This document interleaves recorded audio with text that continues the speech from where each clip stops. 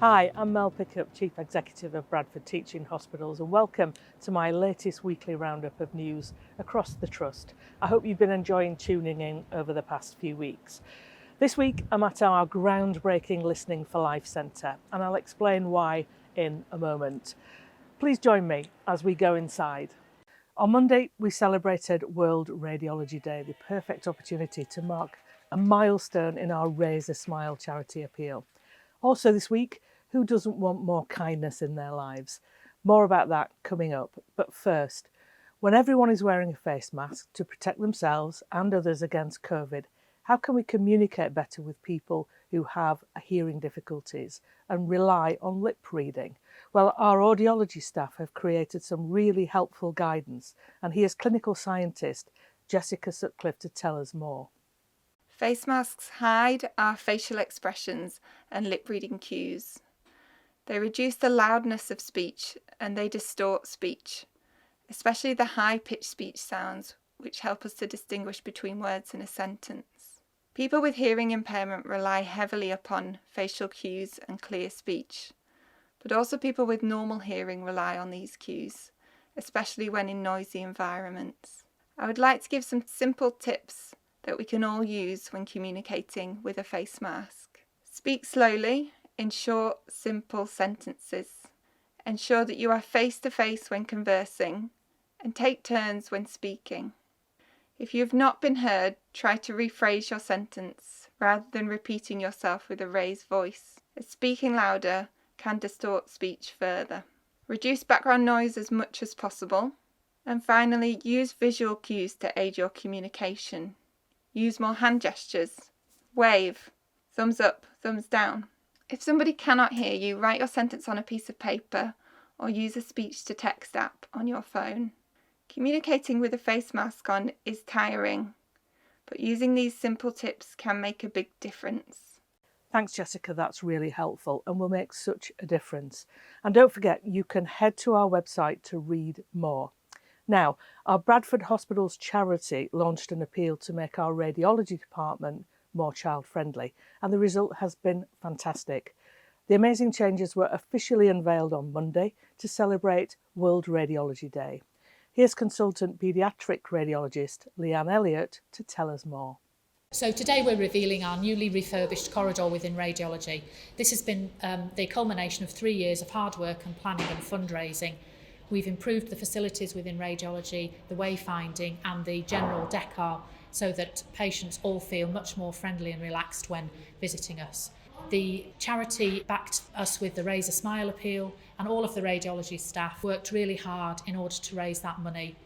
We abseiled, we swam, we ran marathons, we climbed mountains, and we took part in the annual Dragon Boat race in order to raise the money. We were well supported by all of the community within Bradford, and I'd like to thank people for that. The department looks so much more friendly, and I'm hoping that patients, when they visit us, will feel much more relaxed. Thanks, Leanne. I'm sure you will agree that the radiology department will make visits for our young patients a lot less scary. And not just that, the makeover has made the whole department much more pleasant for all our patients, young and old alike. Now it's time to find out what else has been making the headlines across the Trust.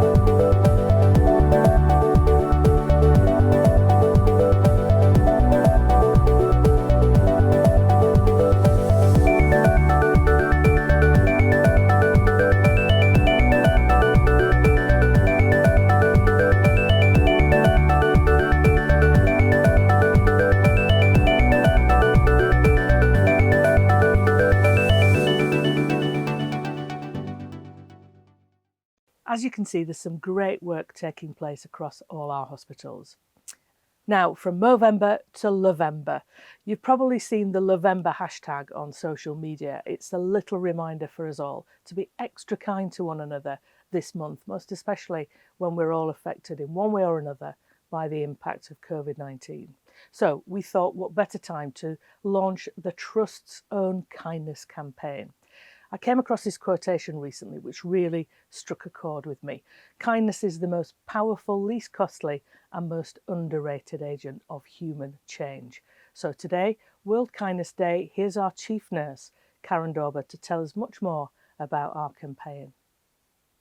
2 years ago, we launched our Embracing Kindness campaign, and that's brought some fantastic results, but actually now it's time to ramp it up that little bit more. On Friday the 13th of November, it's National Kindness Day, and we're going to use that as a platform to launch the next stage of our campaign. There's going to be lots on social media, there's going to be packages, we're going to be doing awards for people, and we've developed some badges so that people can be recognised when they go that extra mile. And I'm hoping these badges become really, really sought after. I'd really like to hear what you think kindness means. So let's flood social media, use the hashtag embedding kindness, and please let's get Twitter trending with BTHFT and what kindness means to us. Thank you. I really appreciate everything that you're all doing. Thanks, Karen. It feels as though there's never been a more important time in the world to be kinder to our fellow man.